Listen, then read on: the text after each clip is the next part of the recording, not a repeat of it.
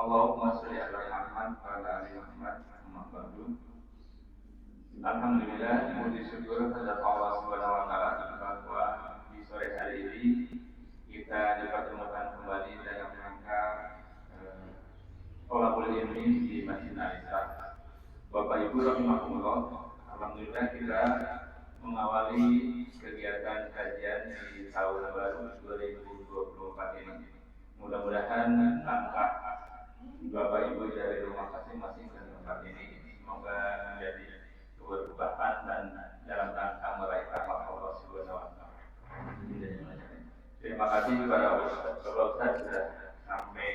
sudah hadir di tempat. Oleh itu, mari kita awali kajian ini dengan sama-sama membaca basmalah. Bismillahirrahmanirrahim. Selanjutnya waktu dan tempat kepada Pak Ustaz. Alhamdulillah binikmatihi tatimmus shalihat wa tarfa'ud darajat wa ashhadu an la ilaha illallah wahdahu la syarikalah wa ashhadu anna muhammadan abduhu wa rasuluh alladzi la nabiyya ba'dah amma ba'du. Wa an abi sa'idin Sa'd bin Malik bin Sinanin al-Khudri radhiyallahu anhuma, dari Abu Sa'id, namanya Sa'ad gaduh putra Sa'id gitu. Sa'ad bin Malik bin Sinan al-Khudri, tapi lebih sering disebut Abu Sa'id al-Khudri. Jadi namanya Sa'ad, tapi karena punya anak beliau dikunyahi atau dipanggil dengan panggilan Abu Sa'id.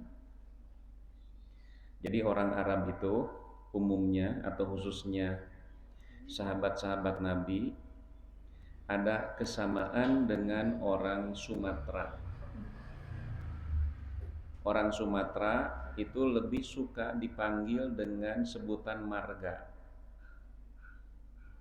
Pane misalkan ya. Direktur Pindad dulu tahun 80-an itu ada namanya Amir Husin. Brigjen Amir Husin, Pane.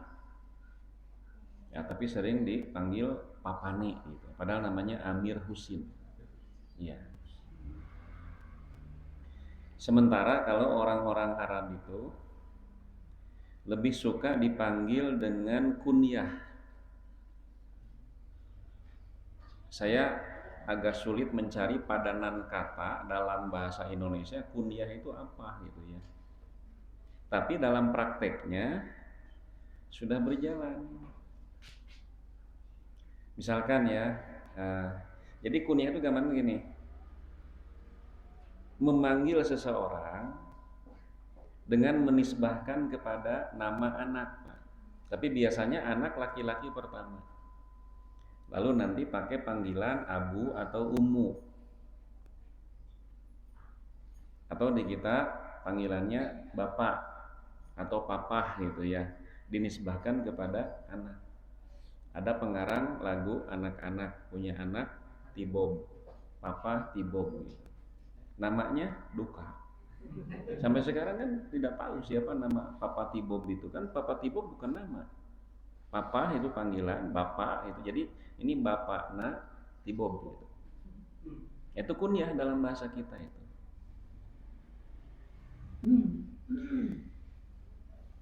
Nabi itu punya 7 anak. Anak laki-laki tertua, artinya yang pertama lahir ya. Karena semua anak laki-laki Nabi itu semuanya wafat di bawah 2 tahun. Anak Nabi yang laki-laki yang pertama namanya Al-Qasim. Makanya Nabi dikunyahi Abul Qasim. Ali punya anak laki-laki namanya Hasan. Maka Ali dikunyahi Abul Hasan. Itu ya. Kalau pengajar tahsin ada Abu Robani. Kemudian ada lagi Abu Amr. Abu Romani siapa namanya? Terkenal kan beliau 5 tahun yang lalu sempat nyaleng. Diperkirakan menang karena muridnya banyak. Da teu apaleun atuh nu apal teh Abu Robani. Kan di baliho mah bukan. Ini tetangga saja coba Abu Sauki siapa namanya? Denny. Tapi populernya kan Abu Sauki gitu. Nah gitu ya kan jarang orang tahu Denny saha Denny. Dari Abu Sa'id Sa'ad bin Malik bin Sinan Al-Khudri radhiyallahu anhuma anna nasan, ada beberapa orang minal ansori, dari kalangan ansor, orang Madinah ya. Jadi orang Madinah muslim yang menerima, melindungi, mengayomi sahabat-sahabat Nabi yang hijrah dari Mekah ke Madinah disebutnya ansor. Ansor itu artinya penolong. Makanya al-ansori. Itu al-ansori itu artinya dia orang Madinah dan berada dalam komunitas ansor. Di Bandung aja ansor. Ansor, anak soreang. Saya juga ansor, anak soreang gitu. Asgar ayahnya Asgar. Asgar. Siregar, sisa remaja Garut. Siregar teh gitu. Beberapa orang dari golongan Ansor sa'alu Rasulullah sallallahu alaihi wasallam, meminta kepada Rasulullah sallallahu alaihi wasallam. Tidak disebutkan apa yang diminta, makanan.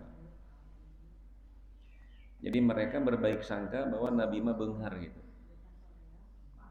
Padahal Nabi itu ya ukuran beunghar kan naon heula. Itu ya, kalau yang disebut kaya itu adalah kaya hati, Nabi orang kaya. Tapi kalau yang disebut kaya ukurannya materi, Nabi miskin. Itu dalam satu hadis pernah ada sahabat yang sengaja memata-matai dapur Nabi. Kata sahabat itu, selama 2 bulan aku tidak melihat ada asap yang keluar dari dapur Nabi. Itu kan indikator. Mun aya haseup berarti masak kan. Pamita aya haseup berarti teu masak kan gitu. Jadi aku melihat, memperhatikan, mengawasi, memata-matai rumah Nabi. Selama 2 bulan aku tidak melihat asap yang keluar. Sampai aku tanya kepada Aisyah, selama 2 bulan itu engkau tidak masak, apa yang kau makan? Kata Aisyah, aku memakan hanya kurma dan air saja. 2 bulan. Nah, teu aneh abdi ge 2 bulan teu masak, GoFood deui unggal poe. Can aya GoFood dari mah. Ya, can aya zaman dulu GoFood gitu. Sekarang serba mudah, Pak. Makanya yang jadi pertanyaan, Nabi teh sangsara beunghar gitu. Disebut beunghar kan 2 bulan teu masak. Gitu ya. Sangsara atuh ari kitu mah. Tapi aneh itu Nabi mah tiap tahun kurban. Nah, yang lebih aneh mah kita. Urang mah unggal dinten masak tapi unggal tahun kurban teu. Nya, sok Nabi mah 2 bulan teu masak, tapi tiap tahun kurban. Urang mah unggal dinten masak, tiap tahun teu kurban teh. Nah gitu ya. Fa'atohum, lalu Nabi memberi mereka, kasih oleh Nabi itu. Tsumma sa'aluhu fa'atohum, lalu mereka meminta lagi. Dedeyeun mah dipasihan teh, fa'atohum, lalu Nabi memberi lagi mereka. Hatta nafida ma indahu, sampai makanan yang ada di rumah Nabi itu habis. Duikah habis, Pak. Nah itu agak susah ya mengikuti pola pikir Nabi dan para sahabat itu. Kalau mereka punya makanan walaupun hanya cukup untuk sehari, ketika ada orang datang meminta dikasih. Sulit begitu mengikuti pola mereka. Urang mah awal bulan teh balanya beas sabulaneun gitu Pak. Bumbu minyak goreng segala macam sabulaneun, alat mandi sabulaneun, urang mah kitu. Nabi mah teu, sahabat-sahabat tidak. Bahkan ada kejadian begini. Nabi pulang pada suatu malam membawa makanan. Lalu ingin makan bersama Aisyah. Cuma Aisyah sudah tidur. Nabi tidak jadi gitu ya. Sudah nanti saja. Habis subuh aku akan makan bareng sama Aisyah. Nah gitu Nabi sebagai suami. Kan di kita mah tidak jarang gitu ya. Sarogena mah royal, pamajikan mah begang. Ada jarang begitu. Ya. Nah, lalu Nabi sholat subuh.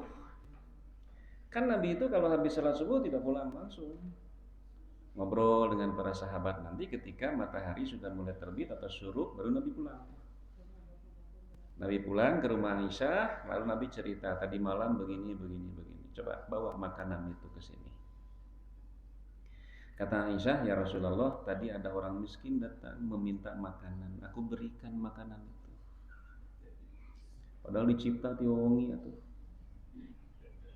Ketika diminta sudah dikasih orang. Amak Nabi henteu. Nah ini juga sulit Pak mengikuti Nabi teh sok. Mun bapak-bapak sigana kitu. Wengi nyanak sate gitu. Wengi nyatak sate angke jeung si ibu gitu kanggo sarapan. Beres salat subuh, "Bu, sate ka dieu keun." Duh, terus dipasihkeun cenah. Wah, lain bebe jaheula ka salaki. Atas. Padahal dina kulkas ge aya tuangan teh handeutkeunaan. Nabi tidak. Kata Nabi, kalau begitu aku akan saum saja. Idzan fa inni shaimun. Kalau begitu aku akan saum saja. Tiasa teu bapak-bapak gitu. Tiasa ngan inung budak kudu siga Aisyah. Ya, nyubunya. Tak gitu. Tapi sebenarnya kita sedikit-sedikit lah, walaupun tidak persis, tapi minimal kita mendekati. Minimal kita bisa mengendalikan diri. Da ayeuna gitu, istri orang dicarekan lak-lak dasar, ngadak-ngadak aya tuangan nu tadi, wih deui. Tuangan anger teu aya, pahala moal jadi. Inung budak itu nyeri hate, pundung gitu ya. Anturkeun ka si ibu, cek istrina teh. Hayu atuh akang ngilu tapi nah gitu ya. Faqala lahum hina anfaqa kulla syai'in biyadihi. Lalu Nabi bersabda kepada mereka, orang-orang Ansor yang minta terus itu, ketika apa yang ada di sisi Nabi sudah habis. Sabda Nabi, "Ma yakun indi min khairin falan addakhirahu ankum." Pokoknya harta yang ada padaku, mau berupa makanan atau apapun, jika kalian memintanya, aku tidak akan pernah menyembunyikannya. Aya, teu aya. Ayo urang masa kitu aya, teu aya. Oh. Punten cing Kang Haji abdi bade nyelang heula 200.000. Insyaallah mingon payun diwangsulkeun. Duh punten we teu aya. Padahal aya. Itu nya maksudna mah teu aya teh injeumkeuneun ka didinya da bongana gitu, lamun nginjeum meuni ngalengis pikarunyaeun aya ditagih meuni. Sangar gitu ya. Itu ya, aya kana hutang hese mayar, aya ka panganaran meuni sumanget. Aya nu kasiniran teh dia. Jadi apa yang ada padaku tidak akan aku sembunyikan dari kalian. Tapi Nabi menasihati, wa may yasta'fif yu'iffahullah. Barang siapa yang meminta kepada Allah sifat agar kuat menahan diri dari meminta-minta, maka Allah akan memberinya sifat al-ifah. Ifah itu orang yang bisa memelihara diri. Kalau laki-laki namanya apip, mun di urang namanya apip, kalau perempuan apipah. Itu artinya orang yang bisa memelihara diri. Di antaranya memelihara diri dari meminta-minta. Makanya nanti orang miskin itu ada dua macam. Ada orang miskin yang berani meminta. Dalam bahasa Al-Quran itu disebutnya al-mu'tar. Ada orang miskin yang sangat perlu sekalipun tapi dia tidak mau minta. Dia lebih memelihara kehormatan dirinya. Yang seperti itu disebutnya al-qani. Makanya nanti badan amil zakat itu selain ada petugas untuk memungut zakat, juga mesti ada petugas yang mensurvei. Karena ada orang yang miskin tapi tidak ada keberanian untuk meminta. Seperti yang dilakukan oleh Umar kan, khalifah itu. Umar keliling Madinah, keliling perkampungan. Lalu Umar melewati satu rumah, anak-anaknya sedang menangis, si ibunya sedang masak. Tapi ternyata, nah itu masaknya gitu, hipu-hipu itu masak naon, itu ibu masak naon, ngagodog batu, pikeun ngabang balerkeun we supaya si anak ini tidur gitu, disangkana si ibunya nuju masak. Sampai Umar bertanya kepada si ibu itu, terus bagaimana dengan khalifah Umar? Kata si ibu itu, Umar itu khalifah yang dolim. Dia tidak memperhatikan rakyatnya yang berkebutuhan di hadapan Umar. Kenapa? Karena waktu itu belum ada foto, Pak. Belum ada foto dan Umar tidak kampanye. Wah, ayo nama gitu. Itu apal saha ieu teh. Ngadak-ngadak KDKM teh, Pak, abdi bade silaturahmi ka masjid. Soknya caleng teh ngadak-ngadak janten caraket ka masjid teh. Tos kapilih mah leos dewe lempeng gitu ya. Nah, makanya gitu kan. Naon bedana pilkada sareng pilkabe cenah gitu kan ya. Pilkabe mah mun hilap sok jadi, pilkada mah mun jadi sok hilap. Beres teh. Ya gitu. Setuju. Pengalaman. Ya gitu itu sok kan ngabandungan nu sok rarajin gitu ngutak-ngatik gitu ya. Nah gitu. Apa bedanya politisi dengan negarawan? Oh, negarawan mah dipenjara heula, baru punya kedudukan. Politisi mah punya kedudukan dulu, akhirnya dipenjara. Itu bedana teh. Gitu ya. Makanya nanti pejabat-pejabat di Singapura kalau mereka pensiun, umumnya mereka menjadi penasehat hukum. Pejabat di Indonesia kalau pensiun mereka sibuk mencari penasehat hukum. Gitu nanti Pak. 1 Juli itu 1 Julanya.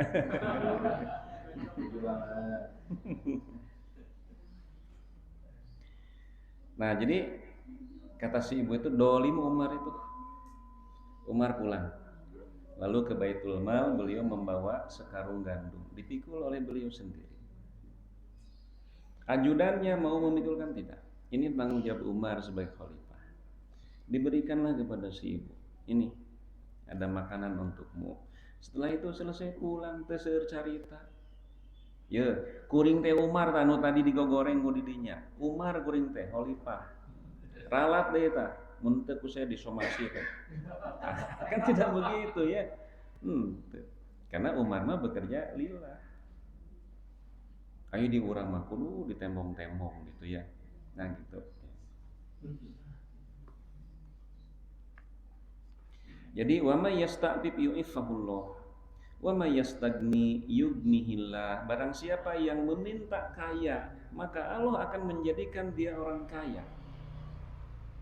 Yang dimaksud dengan kaya di sini adalah ginal qalbu. Jadi kaya hati. Sanes kaya harta. Jadi nu disebut jalmi beunghar mah yang kaya hati, yaitu yang merasa cukup dengan apapun yang diberikan oleh Allah kepada dia. Anu mobilna seueur, anu sawahna seueur, kebonna seueur, eta mah sanes jalmi beunghar tapi jelema nu loba uruseunana. Terus tuh nya mobil 10, tapi 10 mah entengnya. Saya kalau melihat orang-orang Uni Emirat gaduh mobil 7.000 Pak. Dan satu pun tidak ada yang mereknya Avanza teh aya. Gitu ya, mobilnya limited edition semua. 7.000 nepi ka garasina oge sapatos hangar kapal. Kaanggona berarti lamun sadinten nganggo hiji bae 7.000 poe eta teh kakara kapapa. Man anjing-anjing haneutan atau 10 menit haneutan gitu kan nanti rusak atau mesin. Kepake tidak, tapi tanggung jawab di akhirat sudah pasti.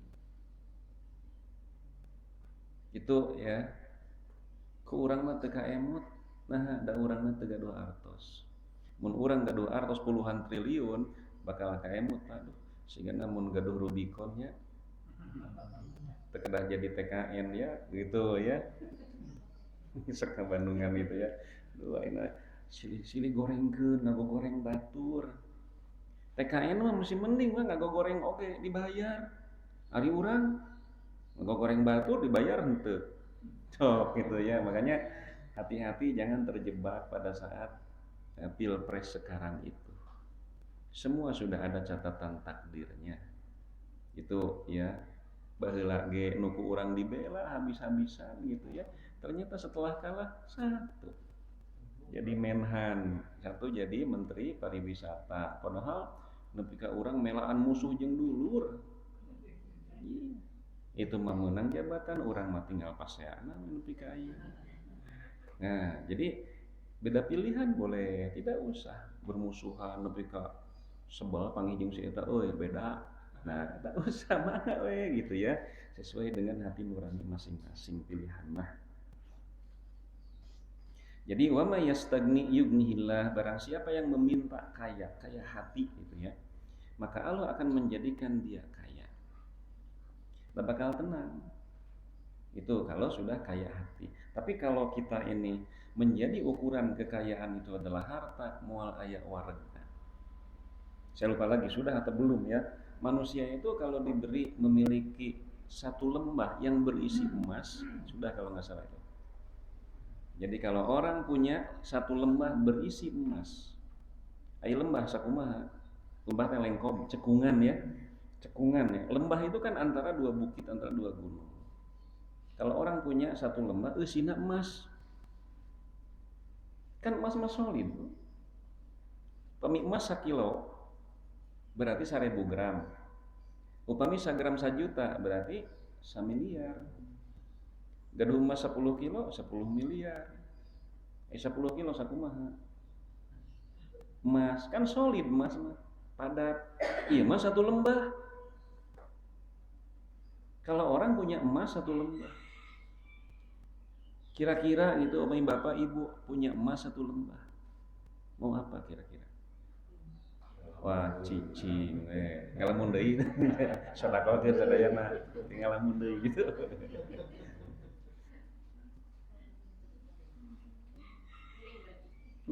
Bagikeun ngalamun deui. Mun gaduh artos 1 miliar bade kumaha?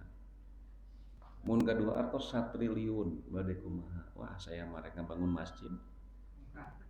Mun gaduh artos 1 triliun bangun masjid sisi jalan, bikin teh kopi gratis, bikin tempat parkir, ada ruang singgah bisi anu di luar kota gitu ya, di perjalanan teu aya penginapan gratis. Itu ya. Tah eta teh pikiran jelema nu teu boga duit. Mun gaduh artos sigana wah tos lah nyieun kos-kosan bapana di dieu nya perguruan tinggi, waduh mun ngadamel kos-kosan gitu tos gaduh mah beda pikiranna kayak gitu. Ya. Nah gitu dah Allah maafaleun gitu. Wa may yatasabbar yusabbirullah, barang siapa yang meminta diberi kesabaran maka Allah akan menjadikan dia orang-orang yang sabar. Wa ma utiya ahadun ata'an khairan wa ausa'a minas sabri. Tidak ada pemberian dari Allah yang lebih baik daripada kesabaran. Nah, kenapa? Kemarin sebutkan bahwa kesabaran itu adalah eh, di kesabaran itu diaun ya. Kesabaran itu jadi cahaya tapi panas seperti matahari gitu ya. Cahaya tapi panas. Kenapa? Karena kesabaran itu godaan tantangannya sangat berat. Kemudian hadis ketiga, wa an Abi Yahya, dari Abu Yahya Suhaib bin Sinanin. Di Cirebon aya kan populer Abu Yahya nya. Sahan Abu Yahya, sahan Abu atau hilang. Buya Yahya. Itu mah nama ya. Ya. Dari Abu Yahya Suhaib bin Sinan radhiyallahu anhu qala. Qala Rasulullah sallallahu alaihi wasallam ajaban li amril mu'mini. Ajaban itu artinya kagum, mengagumkan. Jadi sesuatu yang sangat luar biasa tapi sebabnya tersembunyi. Aya sebabnya cuma tersembunyi. Kalau di kita suka jadi bahasa Inggris nama amazing. Ya, ajaban itu. Makanya orang-orang Arab kalau melihat sesuatu yang membuat kagum ya itu mereka bilang ajib. Ajib. Bentuk pluralnya ajaib. Jadi ajaib gitu. Ajib, ajaib. Jadi ajaib. Ainnya hilang, ajaib begitu. Jadi a terus karena bukan ain. Da urang mah teu aya ain gitu ya. Ajib. Di urang beda deui. jadi anjir di urang mah. Iya. Itu di urang mah gitu ya. Artinya untuk hal-hal yang sifatnya mengagumkan. Ajaban li amril mu'mini. Urusan kaum mukminin itu begitu mengagumkan. Inna amrahu kullahu lahu khairun. Urusan kaum mukminin itu semuanya akan berakibat baik. Walaisa dzalika li ahadin illa lil mu'mini. Dan hal itu tidak akan terjadi kecuali untuk seorang mukmin. Kafir tidak. Jadi mukmin mah apapun urusan jadi kebaikan. In asobathu sarra'u syakaro. Jika dia ditimpa oleh Allah dengan sesuatu yang menyenangkan, syakaro, maka dia bersyukur. Pakana khairon lahu, maka syukurnya itu akan menjadi pahala bagi dia.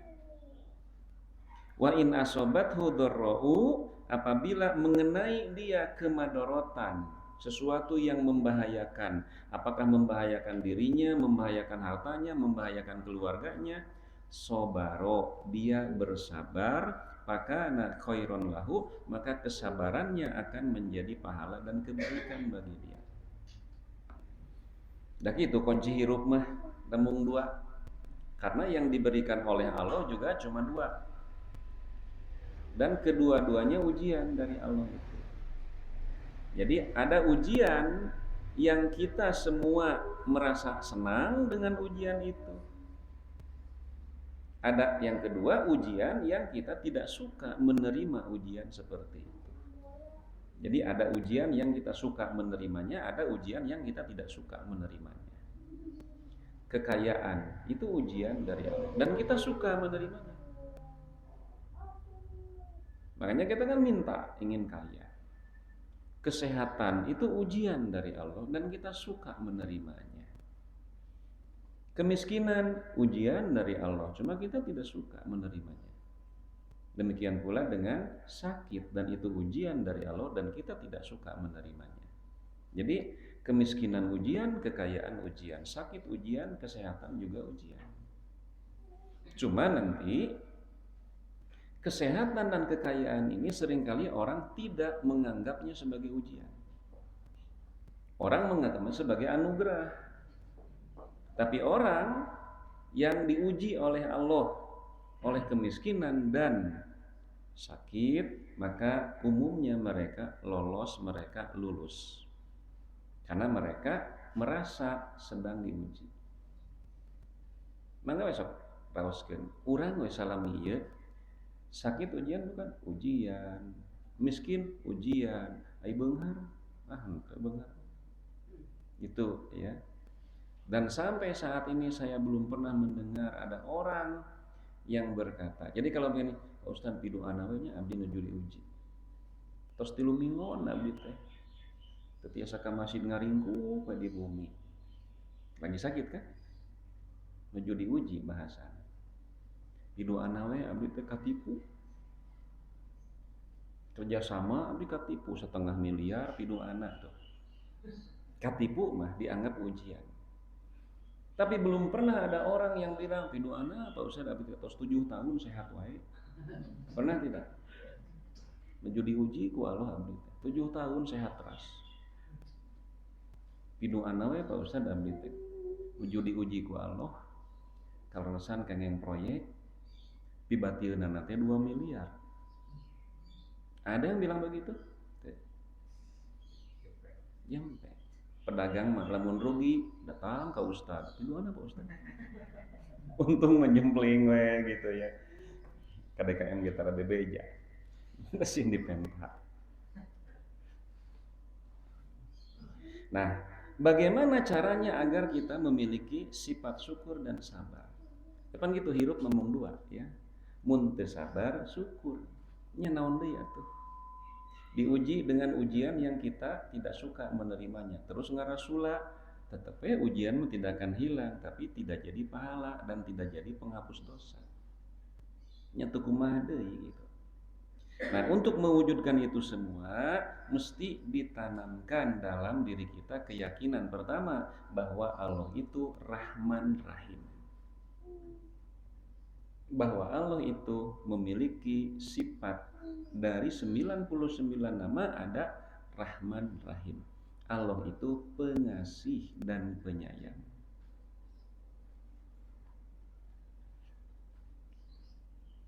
Upami Allah teh nyaah, nah atau Allah bet masihan ujian sakit, miskin, nya eta teh wujud Allah teh nyaah. Di kampung abdinya di Manggar Hilir baheula. Aya si mamih namina teh. Da mamih mah nyaah ka anak teh, jam 6 can hudang ge, can salat subuh, tara dihudangkeun da karunya bisi kaganggu sarena. Nu kitu nyaah sanes. Teu nyaah nu kitu. Ya. Jadi kalau anak-anak itu jam 10 masih nyoa HP. Barudak geura sarare isuk bisi kaberangan. Nah, orang tua bicara sebetulnya itu teh. Kenapa? Demi kebaikan anak. Tos tong nyoa HP wae tah, kerjakeun PR. Kan berat itu. Menugaskan kepada anak. Itu nyaah orang tua itu. Nah, demikian pula Allah gitu ya. Nah, jadi satu tanamkan bahwa Allah itu Rahman Rahim, satu itu. Yang kedua, tanamkan keyakinan bahwa apapun yang ditimpakan oleh Allah kepada kita itulah yang terbaik. Wal khairu kulluhu biyadayhi. Jadi semua yang berasal dari Allah itu baik. Tidak ada yang jelek. Kekayaan baik, baik. Sakit, baik. Itu ya. Kemiskinan, baik. Kemudian tadi kekayaan, baik. Kemiskinan, baik. Kesehatan, baik. Sakit, baik. Semua itu baik. Di muntah pengkeren juber kan itu Pak. Ayah hiji jalmi tong disebutkeun namanya. Distributor minuman ringan. Coca-Cola, Sprite, Fanta gitu ya. Itu. Nah, sebelum boikot namina teh Salamet. Tadi mau disebutkeun Salamet namina teh. Nah, naik Vespa kalau ngirim ke warung-warung teh. Sempat juga beliau jatuh, Bu. Di pengkolan kubrang gitu. Da tukang heureuy nya ceuk tatangga teh. Ganti ngaran teh euy. Piraku Salamet labuh cenah kitu. Akeun we dan nami di dinya mah bukan sifat. Nah, Beliau itu punya karakter, upami usaha maju, kedul ke masjid teh. Tapi kalau sepi usahana rajin ke masjid teh. Nah gitu ya, ada orang dengan tipe mun beunghar mah kedul, tapi mun sangsara mah rajin. Makanya dulu ada cerita tentang Sa'labah ya. Nah, Sa'labah itu kalau habis sholat berjamaah salam pulang. Setiap waktu begitu. Kalau yang lain wiridan ngobrol dulu gitu, mendengarkan tausiah dari Nabi, Sa'labah tidak. Sampai suatu saat Nabi kan nanya, kenapa kamu begitu? Ya Rasulullah, saya punya baju cuma satu. Dan baju ini lagi ditunggu oleh istri saya di rumah. Ya istrinya pakai baju Pak, cuma untuk syarat, untuk salat itu tidak memenuhi syarat. Mesti pakai baju itu. Nabi kayak gitu di zaman Nabi mah. Jadi suami istri hanya punya satu baju yang layak digunakan untuk sholat. Nah lalu dia pulang. Ketika suatu saat berangkat ke masjid ketemu sama orang kaya, itu kepikiran juga gitu, mun saya bungharnya, sehingga saya di masjid ya betah, tidak buru-buru pulang. Akhirnya dia datang kepada Nabi minta, ya Rasulullah doakan supaya saja menjadi orang kaya. Karena Nabi tidak, sudah kamu begitu saja. Mundur lagi gitu ya. Nanti berangkat ke masjid ketemu lagi sama orang kaya, tertarik lagi untuk menjadi orang kaya. Jadi agar betah di masjid, tidak langsung pulang kalau sudah selesai salam, supaya bisa seperti yang lain wiridan mendengarkan nasihat-nasihat Nabi. Nah, karena orang itu terus meminta, akhirnya oleh Nabi didoakan. Tapi bukan hanya sebatas berdoa, Nabi memberi hadiah 2 ekor kambing sejodoh, dan Nabi ngadoakeun semoga Allah memberkahimu melalui 2 ekor kambing ini. Doa Nabi mustajab. Ternyata kambing itu beranak pinak. Semakin banyak kambingnya itu, sudah mulai dia biasanya duhur hadir ke masjid. Nah, ayeuna mah henteu lohor teh, Pak. Baru asar datang ke masjid. Setelah beberapa lama lagi lohor henteu, asar henteu. Sampai pada akhirnya Sa'labah ini datang ke masjid cuma sajumaah sekali. Itu ya. Nuju miskin mah rajin ke masjid nanti walaupun gurung gusuh oge. Tapi ketika diuji dengan kekayaan, kambingnya bertambah banyak, sibuk, akhirnya ke masjidnya cuma seminggu sekali. Itu cerita Sa'labah itu. Makanya dulu di satu masjid ya ada seorang ustadz kiai. Nah beliau itu ngisi setiap hari Pak, Senin, Selasa, Rabu, Kamis, Jumat sampai Sabtu kecuali Minggu ya. Itu jamaahnya karena setiap subuh itu hadir gitu ya, tahu si A, si B, si C. Nah lalu suatu saat ada orang yang biasanya hadir lalu tidak hadir Pak. Taruhlah si A gitu ya, seminggu, 2 minggu, sebulan, 2 bulan gitu, setahun itu hadir. Setelah 2 tahun orang itu baru datang lagi ke pengajian. Itu kiai nanya kepada orang itu ya, pertanyaan begini, geus boga doma seberiji. Nah ulang nih orang itu teh, nah ustaz teh bet nanyakeun doma gitu ya. Nya maksana mah anjeun teh siga Sa'labah gitu. Keresang sarama rajin ka masjid ngaji ya. Geus beunghar mah geus sataun gitu lebeng gitu ya. Puntennya Pak Isman punya sepeda? Punya. Yang tidak punya sepeda siapa sini? Masuk sepedahan sah? Yang tidak punya sepeda siapa? Tidak punya. Itu ya. Ada begini. Ada orang yang hari Minggu teh rajin ngaji. Minggu pagi pangpayuna di masjid. Tidak ada pengajian Minggu pagi. Nuju teu gaduh sapeda. Tos gaduh sapeda mah poe Minggu teh lain di masjid ngaji, itu caringin tilu. Ini cartil gitu ya. Tak gitu itu. Matak nah urang teh teu gaduh sapedanya, batur masa sapedahan, aya urang mah ngaji we gitu. Nah, itu kanyaah dari Allah. Bukan tidak boleh punya sepeda gitu ya. Mangga wae gitu ya, mangga wae gitu.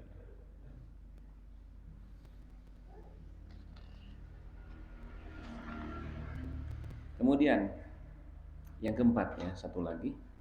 Wa an Anasin radhiyallahu anhu, dari Anas ia berkata, lama takulan Nabi sallallahu alaihi wasallam, ketika Nabi sallallahu alaihi wasallam sakitnya bertambah parah.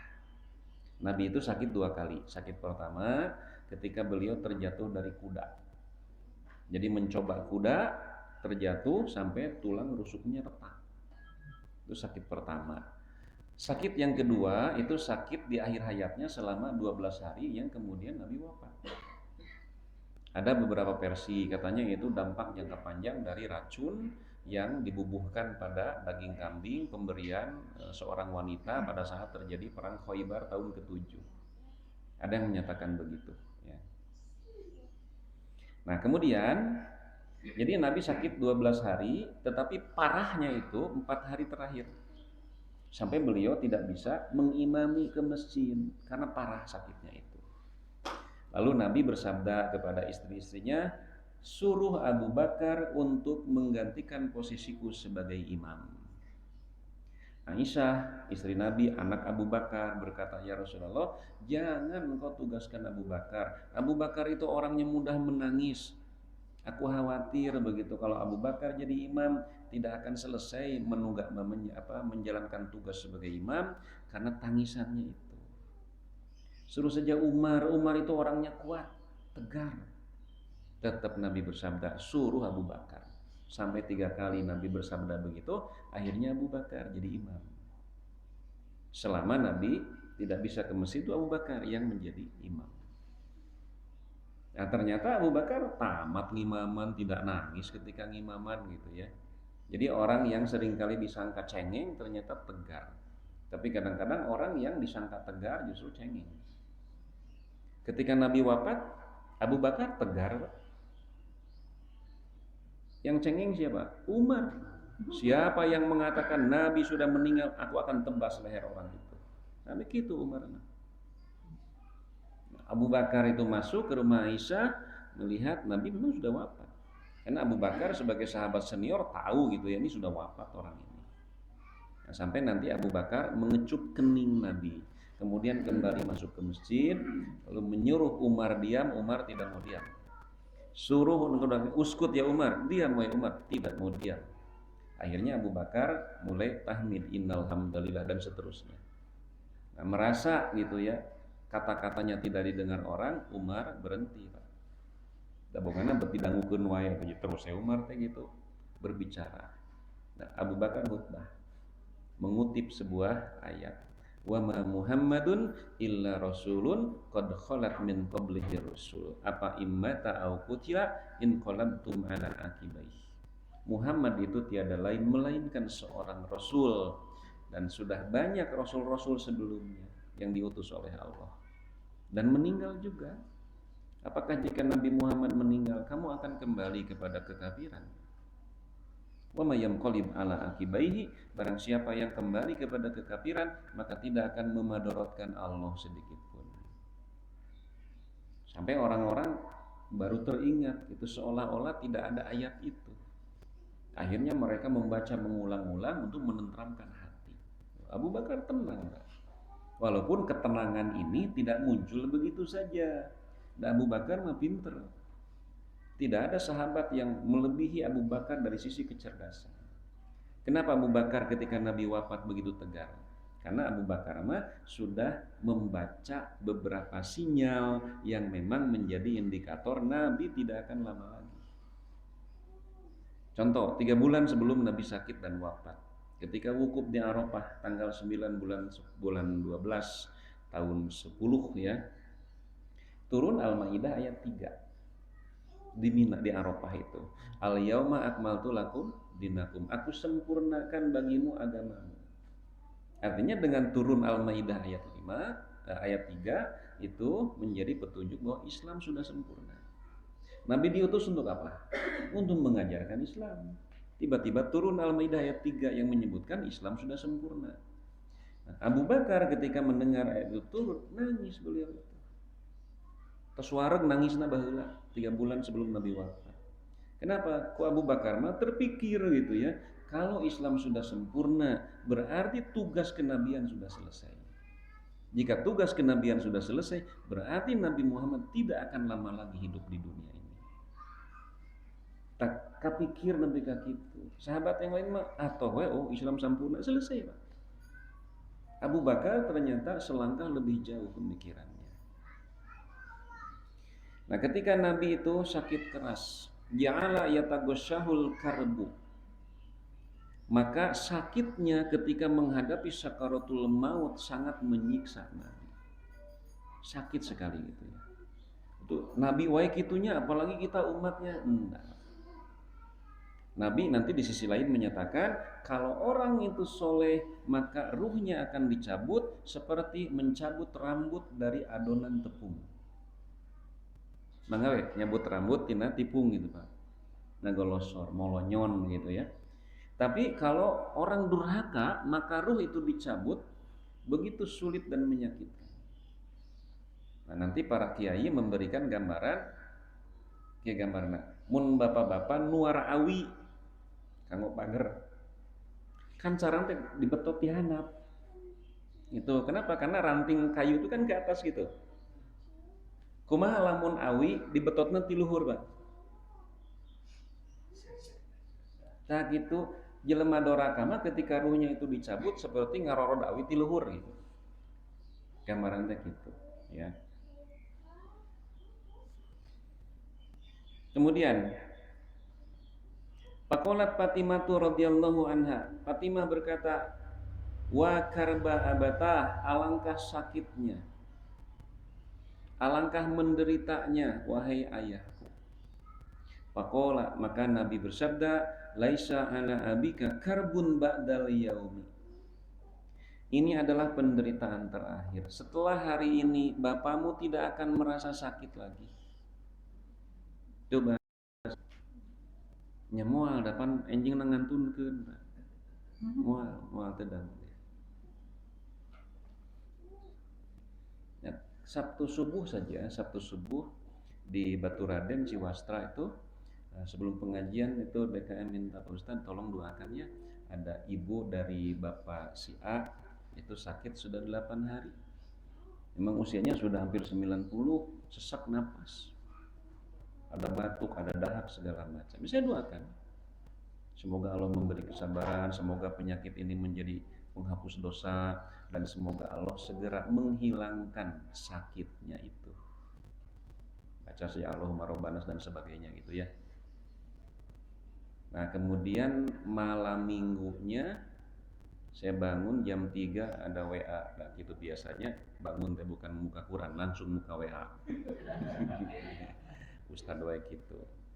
Ada si bapak itu Pak Ustadz tiduhana pun dia ngantunkeun tadi tabuh satu wengi. Salah tidak doa saya? Semoga Allah segera menghilangkan rasa sakitnya. Ya ical dan maut. Kan tidak mungkin gitu ya kita berdoa dengan bahasa yang vulgar gitu ya, nggak mungkin. Gitu. Walaupun sudah sepuh. Setidak-tidaknya kita berdoa semoga Allah memberi yang terbaik. Itu mudah-mudahan we cing enggal mautnya supaya dosen teu menderita wah situ amak wah. Amok atau digitukeun mah gitu. Falamma mata ketika Rasulullah sallallahu alaihi wasallam wafat. Hari Senin kan wafatnya itu. Faqalat Siti Fatimah berkata, "Ya abatah wahai ayahku." Jadi abatah atau abah ya, abun bapak. Kalau abah, bapak juga. Tapi abah itu lebih lembut. Ummi ibuku, kalau ummah sama ibuku tapi lebih lembut. Benar di orang ayah aki, ayah akeh. Nyebutnya teh akeh.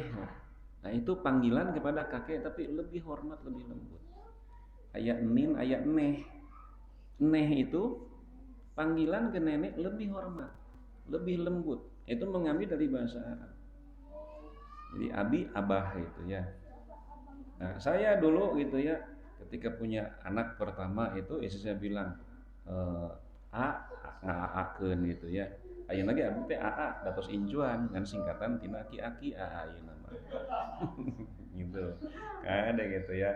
Entong kato disebut aa teh. Aya aki-aki dina angkot. Naik we ya istri geulis ngora, punten aa kapung kerasa kedik. Disebut aa. Neng mun nyebat aa semua aki-aki. Singkatan tuh teh. Untung we teu jadi aktor ge Pak. Aki-aki torek aktor. Aktor ganteng. Aki-aki torek gangguan telinga. Tos atuh cing teh umah sareng abah. Untung abah mah sana aki-aki ka gambarna oge. Ka pangaruhan ku bahasa urang abah teh aki na. Teu abah mah bapak. Abah mah kalau aki itu jadun itu kaki aki gitu ya. Ya abatah ajaba robban da'ah. Wahai ayahku, Allah telah mengijabah doamu. Gitu ya. Jadi yang diucapkan teh kade doa. Jadi rasa sakit itu hanya hari ini saja. Besok aku tidak akan sakit lagi. Itu kan doa. Ternyata betul Pak. Makanya Fatimah mengatakan, wahai ayahku, Allah telah mendengar permohonan. Ya abatah jannatal firdausi ma'wah, wahai ayahku, surga firdaus yang akan menjadi hunian terakhirmu. Ya abatah ila Jibril na'na, wahai ayahku, kepada Jibril aku akan menceritakan tentang kematianmu. Falama dufina ketika Nabi dimakamkan. Nabi itu wafat hari Senin, dimakamkan Rabu Pak. 2 hari nunggu. Kenapa demikian? Karena ketika itu terjadi perselisihan yang hampir menyebabkan pertumpahan darah. Ketika Nabi wafat, orang-orang Madinah kumpul di Sakifah Bani Saidah, sebelah barat Masjid Nabawi ya. Sekarang lagi direnovasi Pak, ya perluasan halaman itu. Jadi orang-orang Madinah merasa lebih berhak melanjutkan kepemimpinan Nabi daripada orang Mekah. Abu Bakar, Umar, Abu Ubaidah bin Al-Jarrah datang ke tempat itu.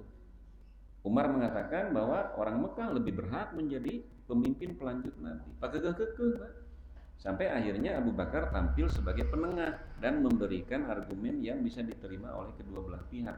Kata Abu Bakar, bangsa suku Quraisy itu dikenal oleh semua kabilah di Jazirah Arab. Maka kalau yang jadi pemimpin dari Quraisy pasti akan ditaati oleh semua kabilah. Akan tetapi penduduk Madinah itu, Ansor itu, tidak semua kabilah kenal. Artinya ketika pemimpin dari Ansor, ketaatan tidak akan seperti ketaatan ketika pemimpin dari Mekah. Makanya Abu Bakar mengatakan, Nahnul umaro, kami orang Quraisy menjadi amir pemimpin, wa antumul wuzaro, kalian jadi pembantu, kalian jadi menteri, dan mereka menerima. Nah, kenapa mendahulukan begitu suksesi peralihan kekuasaan? Karena kata Imam Ibnu Taimiyah begini ya, kekuasaan itu sangat penting Pak. 1 hari ya 70 tahun masyarakat muslim dipimpin oleh raja yang dolim. Jadi dipimpin oleh raja yang dolim selama 70 tahun itu lebih baik daripada sehari tanpa pemimpin. Ya, dipimpin 70 tahun oleh raja yang dolim, kita bisa demo daya pemimpinnya. Kalau pemimpinnya tidak ada, kita mau demo bagaimana? Walaupun bagi orang-orang yang tidak suka kepada Islam, apalagi yang membenci para sahabat, mereka memanfaatkan hal ini untuk memojokkan sahabat. Nabi candi kubur, ya manggeus ribut masalah kekuasaan, kan begitu. Falamma dufina qalat Fatimah radhiyallahu anha, ketika Nabi dimakamkan. Walaupun nanti keterlambatan itu bukan hanya karena terjadinya perselisihan dalam siapa yang lebih berhak melanjutkan estafet kepemimpinan. Nah, sahabat juga ketika akan memandikan Nabi bingung. Ini nanti ketika memandikan Nabi itu bajunya mesti dibuka. Seperti halnya kita memandikan jenazah-jenazah sahabat lain. Akhirnya Nabi dimandikan dalam tetap keadaan berpakaian. Setelah dimandikan, dikafani, mereka bingung lagi, di mana Nabi mesti dimakamkan. apa dibagi seperti keumuman para sahabat. Abu Bakar yang memiliki ketenangan, beliau mengatakan, aku mendengar Nabi bersabda bahwa Nabi dan Rasul itu dimanapun mereka meninggal dunia, maka di tempat itulah mereka mesti dimakamkan. Nabi sakit dan dirawat, kemudian meninggal di kamar Aisyah, di pangkuan Aisyah. Maka Nabi dimakamkan di kamar Aisyah. Falamma dufina, ketika Nabi dimakamkan, ditanam. Fatimah berkata, "Atobat anfusukum antahussu ala Rasulillah sallallahu alaihi wasallam at-turaba." Apakah kalian tega mengucurkan tanah yang henteu pacul gitu. Da sahabat yang atuh diukur kurasa mah teu tega mesti mengubur Nabi. Selama 23 tahun mereka dibimbing oleh Nabi, mereka dijahit, disalametkeun dari kejahiliahan, dari kegelapan kepada Islam, kepada cahaya. Ini kan dikucur tanah nanti digituan. Di ruang nanti yang teu kupacul, teu kusingkup gitu ya. Jadi ambil tanah kucurkeun, gitu ya. Da teu tega secara rasa mah gitu ya. Jadi kata Siti Fatimah, atau bat anfusukum antahussu ala Rasulillah sallallahu alaihi wasallam at-turaba. Apakah kalian merasa tega mengubur Rasulullah sallallahu alaihi wasallam? Sahabat tidak menjawab. Kalau jawaban itu dimunculkan, tentu kami tidak tega. Tetapi Nabi sallallahu alaihi wasallam memerintahkan, kalau ada jenazah yang sudah jelas meninggal dunia, segerakan proses pemulasaraannya, segerakan juga dalam proses pemakamannya. Jika orang itu orang yang soleh, maka orang itu akan sangat senang ketika disegerakan, karena dia akan segera menerima balasan dari Allah. Jika si mayat itu orang durhaka, dengan disegerakan, dikuburkan, maka kita tidak lama-lama menyimpan orang durhaka di rumah kita. Urusan tega mah teu tega, tapi da parentah Nabi supaya disegerakan. Artinya bahwa sahabat sabar henteu gitu ya. Sabar. Yang disebut sabar itu bukan diam, Pak, tapi berikhtiar. Jadi kalau Nabi meninggal dunia segera dimakamkan, itu bukan berarti sahabat tidak sabar. Itulah kesabaran.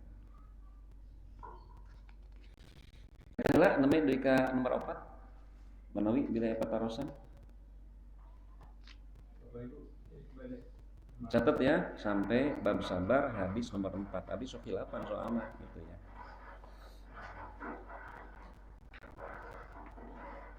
Terima kasih Pak Ustaz sudah menyampaikan materi. Barangkali beberapa hal yang akan ada ditanyakan Bapak Ibu. Semoga langsung saja. Pak, ada? Bapak.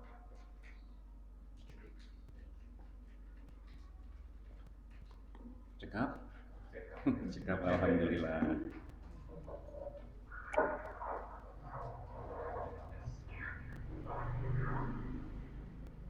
Baik, kalau tidak ada mungkin kita akhiri kajian pada sore ini. Terima kasih Pak Ustaz atas materinya yang sudah disampaikan. Mudah-mudahan kita semuanya mendapatkan keberkahannya disampaikan pada ini, kita bisa menjalankannya. Dan tentu saja berharap bahwa kita akan bertemu kembali di bulan depan.